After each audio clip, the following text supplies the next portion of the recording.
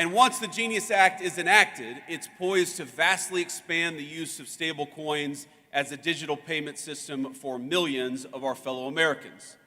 It'll also protect coin holders and inject further transparency into the market. And let me be emphatic on one other point.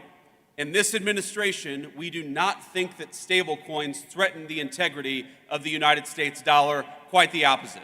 In fact, we view them as a force multiplier of our economic might. Dollar-pegged stablecoins, particularly once Genius is enacted, is only going to help the American economy, and it's only going to help the American dollar. So, again, we're optimistic that the Senate is able to move quickly on passing a clean Genius Act, and for the House to follow up and do the same. And of course, once that happens, our great President Trump will sign it into law the minute it comes across his desk. When that's happened, when the administration will then fully shift to our third priority, which is to enact a transparent and tailored regulatory framework for digital assets, one that's pro-innovation and fully incorporates crypto into the mainstream economy.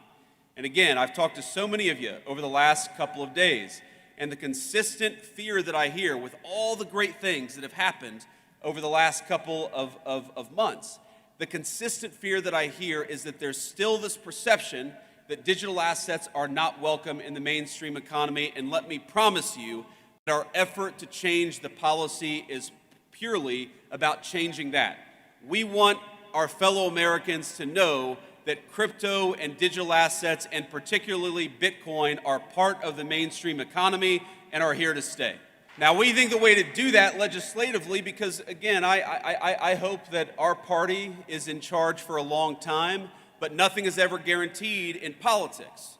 So the best way to ensure that crypto is part of the mainstream economy is through a market structure bill that champions and doesn't restrict the extraordinary value that Bitcoin and other digital assets represent.